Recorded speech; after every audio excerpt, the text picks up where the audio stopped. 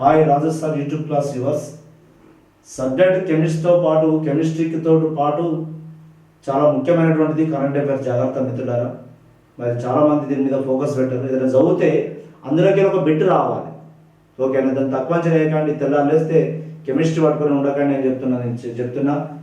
నా పహల్గామ్ ఉగ్రదాడి ఆపరేషన్ సింధూర్, పహల్గామ్ ఉగ్రదాడి ఆపరేషన్ సింధూర్లో ఇన్వాల్వ్మెంట్ అయినటువంటి లేడీస్ ఇద్దరు, ఓకేనా? నెక్స్ట్ అదేవిధంగా సుప్రీంకోర్టును న్యాయ సలహా అడుగుతుంది ద్రౌపది ముర్ము. 14 ప్రశ్నలు అడుగుతుంది. ఏ ఆర్టికల్ ప్రకారం అడగాలి? ఏ ఆర్టికల్ ప్రకారము సుప్రీంకోర్టును అడుగుతుంది? ప్రధానమంత్రి రాష్ట్రపతి అడుగుతారు. అది చాలా ఎగ్జామ్లో వచ్చినటువంటి question. Next Booker prize, man of Booker prize ఎవరికి వచ్చింది? నెక్స్ట్ ఉమెన్ డెవలప్మెంట్ ఇండెక్స్లో భారత స్థానం ఎంత? ఈ 4-5 ప్రశ్నలకు సమాధానం చూడండి. పహల్గామ్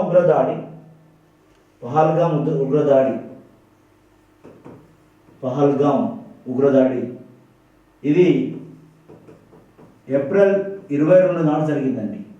ఒక దురదృష్టమైనటువంటి సంఘటన. ఏప్రిల్ 22 నాడు జరిగింది. దీనికి ప్రత్యేకంగా ఆపరేషన్ సింధూర్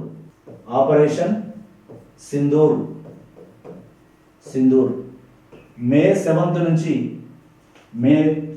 నుంచి ప్రారంభించడం జరిగింది. ఆపరేషన్ సింధూర్.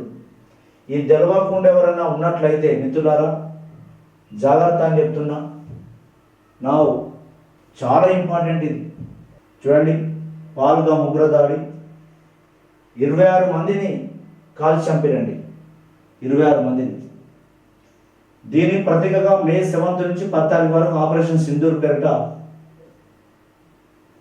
చేయడం జరిగింది. Colonel Sofiya Qureshi, wing commander Vyomika Singh, ఒక యుద్ధం గురించి విషయాలు చెప్పిన వాళ్ళు ఒక లేడీ సైనికులు. చూడండి, అదేవిధంగా పూణేలో జరిగినట్టు 2016లో ఎక్సర్సైజ్ ఫోర్స్ 18 పేట నిర్వహించిన దాంట్లో చాలా కీలక పాత్ర పోషించింది. Colonel Sofiya Qureshi, wing commander. Next article 14 ప్రశ్నలకు సంబంధించినటువంటి ద్రౌపది ముర్ము. నా 143 ఐ లవ్ యూ అని గుర్తుపెట్టుకోండి. రాష్ట్రపతి 143 ప్రకారము సుప్రీంకోర్టును న్యాయ సలహా అడగవచ్చు. ఎందుకంటే ఆమె తీసుకున్నటువంటి వివిధ రాష్ట్రాలు వేసేటువంటి బిల్లులకు అవి మరి లీగల్ ఏమైనా ఇబ్బంది అవుతుందా ఆ బిల్లులకు అని చెప్పేసి, ఓకేనా? ఏ నిర్ణయం తీసుకున్నా సుప్రీంకోర్టు పరిధిలోకి ఉండాలి అది, ఓకేనా? న్యాయ సలహా మళ్ళీ ఇబ్బందులు రావద్దు దానికి అని చెప్పేసి ఏమైనా వచ్చినా దాన్ని మళ్ళీ కొట్లాడి ఉండాలి. ఏంటి, దాన్ని గెలిచే విధంగా ఉండాలి. 143 ఇది తెలవకుండా ఎవరు ఉండకపోవచ్చు, ఓకేనా? సుప్రీంకోర్టు యొక్క న్యాయ సలహా ఏ ప్రకారం అడుగుతుంది అంటే 143, ఓకేనా? ఐ లవ్ యూ అని గుర్తుపెట్టుకోండి. నెక్స్ట్ అదేవిధంగా చూడండి, కన్నడ రచయిత్రి బాను ముస్తాక్ అంతర్జాతీయ బుకర్ ప్రైజ్ 2025. కన్నడ రచయిత్రి బాను ముస్తాక్. అయితే ఈమె రాసినటువంటిది హసీనా అండ్ అదర్ స్టోరీస్ 12 కథల సంపుటిగా రాసింది. హసీనా అండ్ అదర్ స్టోరీస్ 12 సంపుటిగా. అయితే దాంట్లో ఈ సంకలనానికి దీనికై అది ఇంగ్లీష్లో రాయాలి. మళ్ళీ దీనికి అనువాదం చేసినటువంటి దీపా బస్తీ. జాగ్రత్త, ఎవరు? దీపా బస్తీ. ఈమె ఇంగ్లీష్లోకి అనువాదం చేయడం జరిగింది. చూడండి, బాను ముస్తాక్ రాసినటువంటి దాన్ని, ఓకేనా? దీపా బస్తీ. ఆమె హార్ట్ ల్యాంప్ అనేటువంటి లో రాసింది. హార్ట్ ల్యాంప్ అని. దానికి మ్యాన్ ఆఫ్ బుకర్ ప్రైజ్ ఇస్తే ఇద్దరు కలిసి పంచుకున్నారు. బాను ముస్తాక్ అండ్ దీపా బస్తీ ఇద్దరు కలిసి పంచుకోవడం జరిగింది. ఈమె రాసింది ఏంటిది? బాను ముస్తాక్ రాసింది హసీనా అండ్ అదర్ స్టోరీస్ 12 కథల సంకలనానికి, ఓకేనా? ఈమె దాన్ని ఇంగ్లీష్ ట్రాన్స్లేట్ దీపా బస్తీ చేసింది, హార్ట్ ల్యాంప్. నెక్స్ట్ ఈ యొక్క ఉమెన్ డెవలప్మెంట్ ఇండెక్స్లో భారత స్థానం 130 స్థానం ఉన్నది. 193 దేశాలకు గాను మనది 130 స్థానం ఉన్నది. 193లో భారత్. మరి ఫస్ట్ది ఐస్లాండ్, నార్వే. ఫస్ట్ వన్ ఏంటిది? ఐస్లాండ్, నార్వే లాంటి దేశాలు ఫస్ట్ ఉండగా, ఓకేనా, ఫస్ట్ సెకండ్ ఉండగా మనది 130 స్థానం.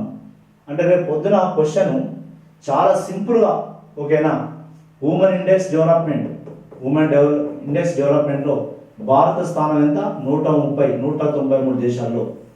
ఫస్ట్ దేశం ఏంటిది మరి? ఐస్లాండ్. ఫస్ట్ దేశం ఏంటిది? ఐస్లాండ్. జాగ్రత్త, ఒక 30 క్వశ్చన్లు ఉంటాయి కరెంట్ అఫైర్స్ ఎంత? ఒక 30 క్వశ్చన్లు వస్తాయి. 30 క్వశ్చన్లు, local, non local, regional, national, international events, ఓకేనా, ఇవన్నీ కలిస్తే ఒక 30 ప్రశ్నలు అంటే చెప్పండి. 30 ప్రశ్నలు మిత్రులారా, జాగ్రత్త అని చెప్తున్నా, ఓకేనా. కరెంట్ అఫైర్స్ 150 క్వశ్చన్లకు గాను, ఓకేనా, మరి ఒక 120 స్కోర్ చేయవచ్చు ఈజీగా. 120 స్కోర్ చేయవచ్చు ఈజీగా. జాగ్రత్త, ఓకేనా. కరెంట్ అఫైర్స్, జనరల్ స్టడీస్ అనేది చాలా important. Okay, thank you. Like చేయండి, సబ్స్క్రైబ్ చేయండి, షేర్ చేయండి. ఖచ్చితంగా మార్కు ఆపరేషన్ సింధూర్ లేకుండా, ఓకేనా, ఒక చదివితే, ఒక వీడియో చూస్తే ఒక మార్క్ రావాలి. ఓకేనా. Like all the best all of you.